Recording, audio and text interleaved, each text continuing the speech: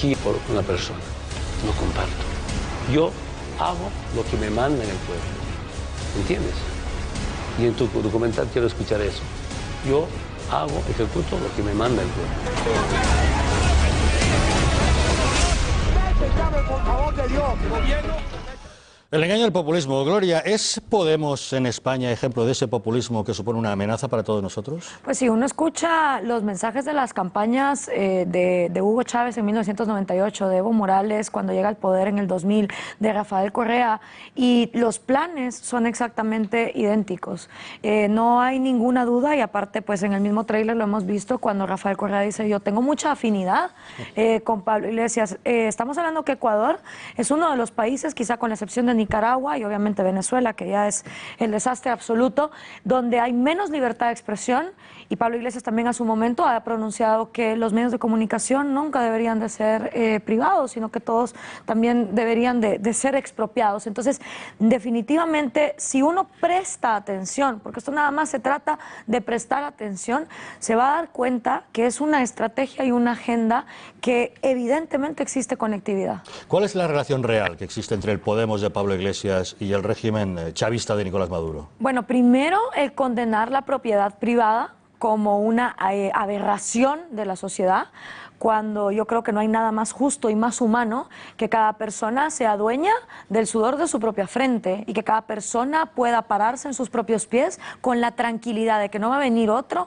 a quitarle lo que le ha costado pues construir. Esa creo que digamos es la primera. El segundo, el dividir la sociedad con odio. ¿Sí? En Venezuela se utiliza la palabra escuálidos versus pueblo, en Ecuador es pelucones versus pueblo, en Argentina es gorilas versus pueblo, en Brasil es cochiñas versus pueblo. O sea, nos damos cuenta que es una estrategia, y al tú dividir una sociedad en dos colectivos imaginarios, que realmente no existe tal cosa, no existe un pueblo y un antipueblo, existimos individuos. Aquí en España han hecho casta versus pueblo. Exactamente, entonces uno se da cuenta que desde el momento en que tú divides una sociedad con odio, existe ese germen y puede empezar a brotar. ¿Tienen ustedes constancia de que el régimen chavista venezolano ha financiado a Podemos para traer el régimen bolivariano a España? Honestamente, yo no he visto las pruebas contundentes. Sí estoy enterada de la cantidad de noticias que han salido al respecto, pero tampoco yo pudiera decir que en mis ojos han estado presentes los cheques o el financiamiento que lo compruebe. Pero claro, no soy ajena al hecho de que definitivamente se conocen, han viajado, y tal vez no es tanto pues el financiamiento económico, pero definitivamente la influencia intelectual de un sistema que simplemente se basa en una cosa que viola la ley económica. No puedes gastar más de lo que te ingresa. Es que es una ley económica fundamental y la han violado todos los populismos en la región, teniendo unos déficits presupuestarios. Obviamente no llegan ahí por casualidad. Es también el nefasto trabajo que han hecho las derechas latinoamericanas en los años 90 y principios de los 2000, que hace que la gente se harte de la corrupción, le crea a estos líderes y entonces los vote. ¿Qué es lo que pasaría en España si Podemos llegase a gobernar? Bueno, obviamente hoy lo hablábamos en una radio, destruir instituciones en un país donde ya la corrupción es aceptada, tal vez es una tarea 8 de 10. Tal vez en España el grado de dificultad de empezar a destruir instituciones siempre se empieza por el legislativo, quitando diputados de la oposición, luego se empiezan a extorsionar jueces para que no haya juicios en contra pues de los casos de corrupción que empiezan a darse, se van cerrando medios de comunicación, etcétera. La cosa es acabar con toda la institucionalidad. Quizá el grado de dificultad en España sea de un 4 de 10, pero solo es cuestión, como digamos, del tiempo que te pudiera tomar y de la cantidad de sobornos que puedas dar en un tiempo delimitado. Pero de que se puede y es posible, sí. ¿Y somos los españoles conscientes de esa amenaza? Porque cuando esto empezó en Venezuela la gente decía, bueno, Venezuela no es Cuba. Y ahora decimos, España no es Venezuela. Exacto. ¿Somos conscientes realmente de la amenaza? No, ninguno. Yo creo que todos los seres humanos preferimos vivir acobijados con esa colchita de el confort de aquí eso no va a pasar.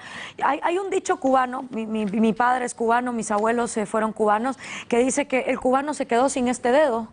Hace muchos años que en todas las manos de los cubanos este dedo no existe. Y esto era porque todas las navidades los cubanos decían, este año vamos a pasar la Navidad en La Habana. Y de estar tantos años, ¿sabes?, diciendo esto, se quedaron sin dedo. Y es fundamental, o sea, uno va a Venezuela y te lo decían. Cuando en el 97 los cubanos nos decían, ojo, esto va a pasar, nosotros decíamos, no, Cuba es una isla, Cuba porque está ahí sin que nadie la pueda salvar. Nosotros somos vecinos de Brasil, de Colombia, aquí eso no va a pasar. Y luego pasa. Y luego vas a Ecuador y te dicen, no, pero Rafael Correa es más inteligente, no va a pasar como lo que está pasando con Chávez. Al año, una ley de herencias que se quería llevar el 75% de los ingresos. Con Morales lo mismo, o sea, todo el mundo no le gusta aprender de experiencias ajenas. Desgraciadamente, hasta que ya es muy tarde, pues en el caso de Latinoamérica lo hemos empezado a ver. La lista de personajes es larga. Hugo Chávez y Nicolás Maduro en Venezuela, Raúl y Fidel Castro en Cuba, Michelle Bachelet en Chile, Dilma Rousseff en Brasil, Cristina Fernández de Kirchner en Argentina, Rafael Correa en Ecuador, Evo Morales en Bolivia. ¿Estos personajes qué tienen en común con Pablo Iglesias y qué les diferencia? Y todavía faltan Daniel Ortega en Nicaragua, Manuel López Obrador en México, Manuel Valdizón en Guatemala, que menos mal y no quedó, etcétera. ¿Qué tienen en común? En el discurso, el dividir a la sociedad con odio y la incongruencia más grande de todas, que es decirle a los que ellos sí consideran pueblo, porque claro, los otros siempre son muy pocos, esa minoría que vamos a sacrificar, pero decirle a la gente, yo te voy a sacar de la pobreza, porque tú eres demasiado tonto, demasiado débil, demasiado inútil para hacerlo por tu cuenta, me necesitas a mí, Mesías. Mientras al mismo tiempo dices, pero los ricos son unos malditos y tener riqueza es de inmorales. Entonces, ese discurso de decirle a la gente, conmigo vas a estar mejor, mientras al mismo tiempo condenas el hecho de tener riqueza, es como fundamental, es un sinónimo en todos ellos y su discurso. Obviamente, el odio que hay hacia el individuo, la necesidad que hay de masificar la sociedad en dos grandes colectivos que entonces los tengas a choque, porque recordemos lo que decía Maquiavelo, divide y vencerás. Entonces aquí lo importante es dividir a la sociedad para que se vaya fragmentando. Y Gloria, ¿de qué manera se puede frenar el avance del populismo? Definitivamente hay que hacer un uso de las redes sociales, de la tecnología, de aceptar una verdad que por lo menos en el caso de Latinoamérica ha quedado evidenciada. Los gobiernos nos quieren ignorantes, porque mientras más ignorantes somos, más fácil es agarrarnos como borregos y manipularnos. Entonces, al uno aceptar que el gobierno te quiere ignorante, te quedan de dos. O sigues esperando cruzado de brazos a que ocurra un milagro y finalmente el gobierno te quiere educar, o agarras la educación por tus manos. Y si agarras tu educación por tus manos, agarras la tecnología y empiezas tú a instruirte como ciudadano, pero no solo como ciudadano, como profesional, como lo que tú quieras. Y desde ahí entonces hay tres vías. Primero, al autoeducarte, entender muy bien qué rol quieres que tu gobierno cumpla. Segundo, tomar una causa para que tu sociedad no se debilite, involucrarte en un voluntariado, en el cambio de una ley, en lo que sea que vaya de acuerdo a tus principios. Y tercero, hoy por hoy, todos somos un periodista en potencia, un justiciero en potencia. Hoy por hoy ya no es las épocas donde Stalin podía meter a miles de personas en los gulags y nadie se enteraba, o Mao Zedong podía matar de hambre a miles de personas. No, hoy todo el mundo es un justiciero en potencia que con su teléfono celular puede realmente evidenciar lo que está pasando. En el caso de Guatemala, que el año pasado tuvimos elecciones, estábamos a punto de que ganara un populista nefasto aliado con el narcotráfico. Y una de las cosas que hizo revertir, entre muchas otras, pero una de las que hizo revertir la votación fue que se infiltraron audios donde él estaba extorsionando a todos los candidatos a alcalde de partido y les dijo, si ustedes no ganan comprando votos, no me llamen al día siguiente porque yo en este partido no quiero perdedores. Entonces ese es el potencial que tiene una ciudadanía para desenmascarar las intenciones tal y como son, porque aquí viene la otra cosa. La hija de Hugo Chávez está entre las 5 mujeres latinoamericanas más ricas que hay. La revista Forbes dice que Fidel Castro tiene una de las fortunas más grandes que hay en Latinoamérica. Cristina Kirchner cobraba pero millones de dólares que luego lavaba por tener unos hoteles en el sur de la Patagonia. Es decir, son tan descarados y está la hipocresía que son de los más millonarios que hay. Y hasta donde tengo entendido, ahora el señor Iglesias está entre las personas más pudientes que hay en este país. Con lo cual es como, atacas el discurso, condenas la riqueza, pero eso sí, siempre y cuando yo me haga rico con lo de los demás, todo está bien. Repito y vuelvo a lo mismo, que también lo he escuchado en España. Voy a votar a Podemos porque el PP y el PSOE han hecho un pésimo trabajo. Nadie lo niega. ¿sí? El trabajo que también hicieron las derechas latinoamericanas ha sido nefasto, y ese hartazgo social de tanta corrupción y tanta exclusión con un sistema económico que no se liberalizó llevó a las grandes masas a estar harta. Nadie lo niega, pero que estos sean nefastos no hace mágicamente a un niñito de primera comunión, y eso es lo que tenemos que entender, que no hay tal cosa como el voto de castigo. La gente a veces cree que cuando vota es para castigar a los partidos tradicionales, cuando al final el que te estás castigando eres tú, tu bolsillo y las posibilidades de tu familia de salir adelante. Bueno, lo estamos viendo en Venezuela, la más castigada es la población. Absolutamente. ¿Qué puede hacer el modelo liberal para frenar el populismo? Bueno, primero salir de la academia, salir del lenguaje complicado, salir de las universidades y de los cafecitos, y es la hora de agarrar lo mismo que ellos han hecho. Nosotros en el libro describimos cómo están basados en lo que Gramsci estableció, siendo este ideólogo italiano, creador del Partido Comunista Italiano. Como sus argumentos económicos se caen por propio peso, porque ya ha quedado demostrado que el socialismo lleva a la miseria en muchas partes del continente, ellos ahora son lo suficientemente hábiles para saber que la batalla se gana por otro lado, y que la batalla es una batalla cultural, de empezar a manipular el lenguaje. Palabras como casta, como cochiñas, como pelucones, es parte de esa manipulación del lenguaje, de los medios de comunicación, de utilizar las redes sociales. Entonces, si los liberales, libertarios, las personas que creemos en la libertad económica y la libertad social no hacemos uso de esos espacios y empezamos también nosotros a utilizar ciertos términos para defender nuestras ideas, pues todo va a estar perdido. Horcajo, da la impresión de que si los españoles no tuvieran tan claro como Gloria, el avance de Podemos electoral no sería tal, ¿eh? Sí, yo le quería preguntar a Gloria, ¿quién crees tú que está detrás de ese socialismo del siglo XXI? ¿Quién es el padre espiritual de la doctrina de Río, de la Declaración de Río? A ver, la latinoamericanización, digámoslo así, del proyecto comunista definitivamente viene en manos de Fidel Castro, pero luego Fidel Castro tuvo un gran aliado que sí que venía no solo del mundo revolucionario como él, del mundo de las armas, sino del mundo laboral, que fue Lula da Silva.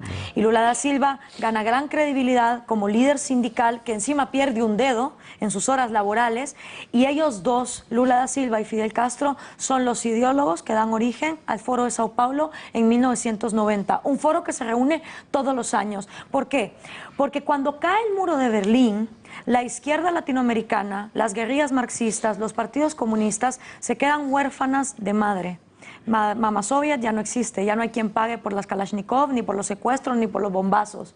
Pero además, la mayoría de países en Latinoamérica pasamos de ser dictaduras militares a gobiernos civiles y democráticos. Entonces ocurren dos cosas: no hay plata, pero tampoco es justificable tomar el poder por la violencia, sino que ahora vamos a tener, la izquierda latinoamericana, hacer uso de un nuevo mecanismo, y ese mecanismo es la democracia. De ahora se va a tratar de que vamos a tener que formar partidos, convencer a la gente con populismo, estas promesas irreales, imposibles a corto plazo, para poder ganar las elecciones, para al final hacer lo mismo que hizo Stalin, que hizo Mao Zedong: drenar la vaca hasta que el país está a punto de caer.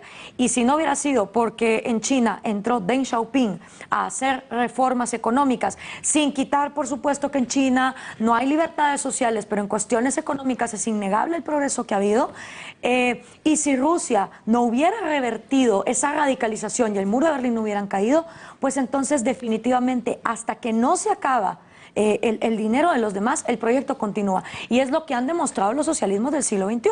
Porque si fuera cierto que iban a sacar a la gente de la pobreza, Venezuela no estaría como estaría, y ya hubiera destronado a Chile en ser el mejor país de la región.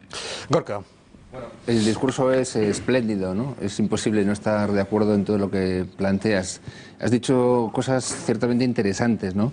La necesidad de prestar atención a lo que ocurre a nuestro alrededor, la necesidad de ser ciudadanos comprometidos, la necesidad de tomar partido, de salir de las academias y ganar la batalla política, de señalar cuáles son las mentiras del populismo. Esto me parece absolutamente fundamental. ¿Qué es el populismo? El populismo es tratar de convencer o engañar a los ciudadanos con soluciones supuestamente fáciles para problemas que son más complejos. ¿Y por qué surge el populismo? El populismo surge como consecuencia de que no se aplican las reformas que el país determinado necesita. Es decir, surge de la corrupción, surge del mal gobierno, surge del paro, y a partir de ahí el populismo se aprovecha de esa circunstancia para engañar al mayor número de gente posible.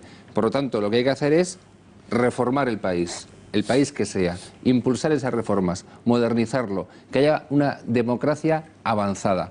Cuanto mejor sea la democracia, menos posibilidades habrá de que surja el populismo. Efectivamente, el populismo lo que pretende es dividir a la sociedad.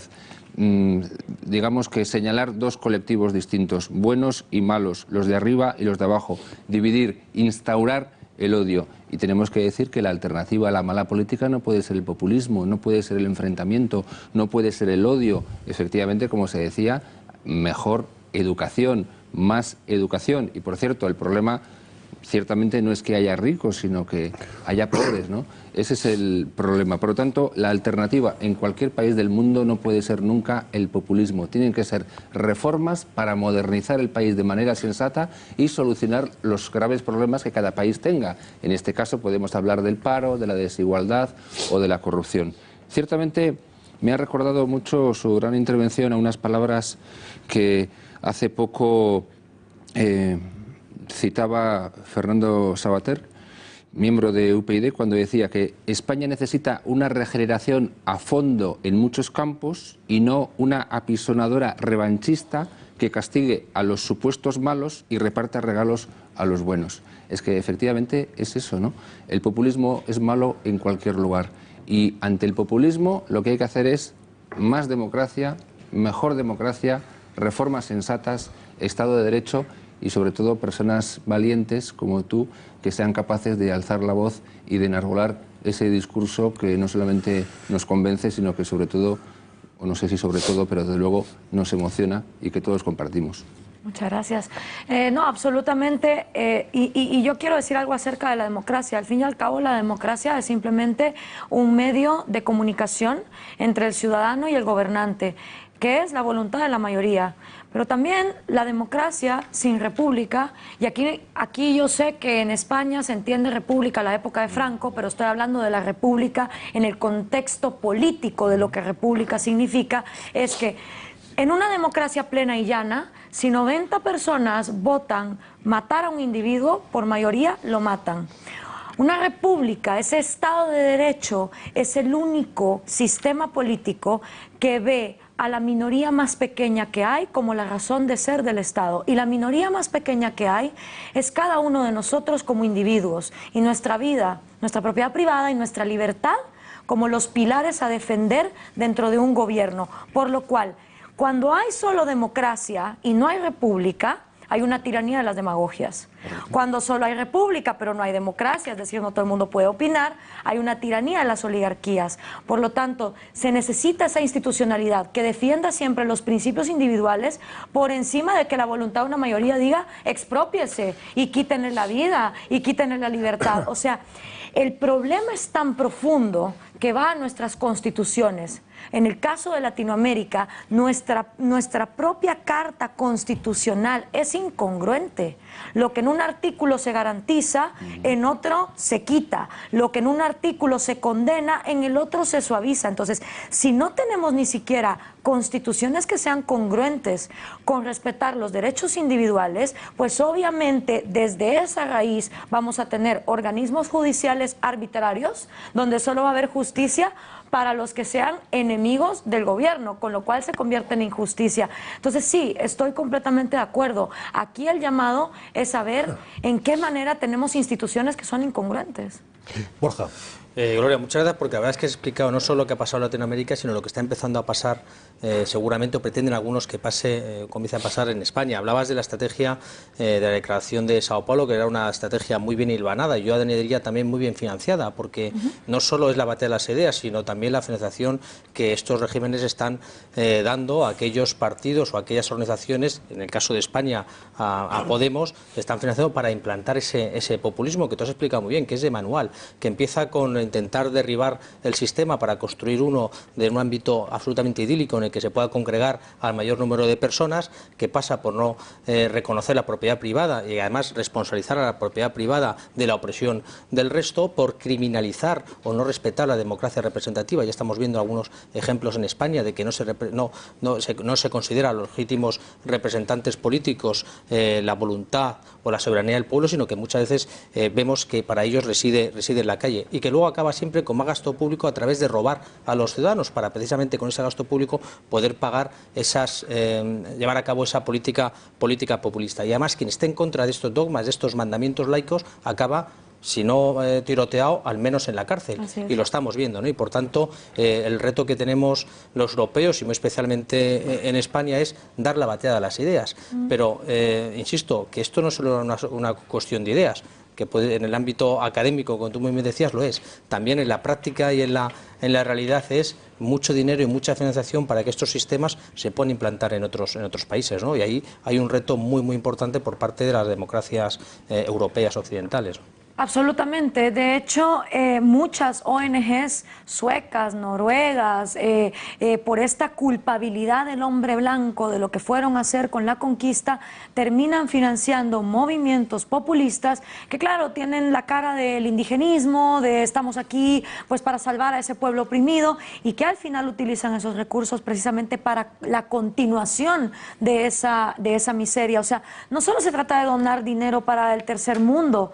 Si realmente quieren que el tercer mundo progrese, se trata de que se construyan fuentes de empleo y que cada cual pueda aprender a pararse en sus propios pies. A ver, el que realmente quiere acabar con la pobreza, lo que realmente y genuinamente desea es que cada cual aprenda a pararse en sus propios pies, no a esperar el pescado regalado, sino el aprender a pescar. Y muchas veces el camino de las buenas intenciones a donde llevas al infierno, porque de buenas intenciones que luego no se comprueba su factibilidad, pues vamos muy mal. Y aquí también hay una parte que los empresarios en América Latina hacen algo que es bien incongruente, y nosotros por eso diferenciamos empresarios y emprendedores, que es la gente que está dispuesta a utilizar su ingenio y su intelecto para poner un producto y cruzar los dedos y que en el mercado se lo compren y competir, a lo que es el empresucio y el empresaurio, que son estas personas que utilizan al gobierno para tener privilegios comerciales, para ponerle trabas a los demás que quieran entrar a competir y para ellos gozar privilegios económicos.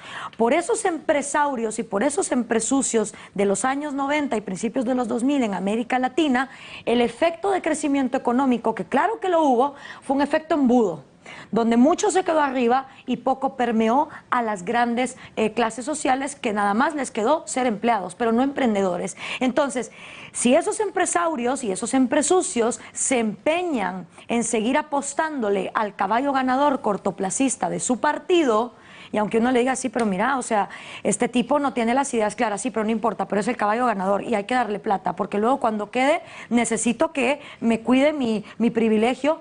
Si siguen pensando en su país como no lo hacen con su empresa, los países se van y por ende las empresas. Un empresario jamás arriesga el corto plazo por el largo plazo en su empresa. ¿Por qué si lo hace con su país? ¿Por qué si está dispuesto a financiar gente mediocre, aunque sea una oposición mediocre, pero nunca estaría dispuesto a, por ejemplo, darle fiesta a sus empleados 3 semanas seguidas para luego no tener sueldo para pagarles? Y eso hicieron muchas veces los empresarios y los empresucios en América Latina, en lugar de apostar a proyectos de realmente esa renovación de clase política e institucional que tanto se requiere. Y por eso los hartazgos sociales. Le vamos a pedir a Gloria Álvarez que permanezca todavía unos minutos con nosotros, pero antes queremos saber lo que nos están contando.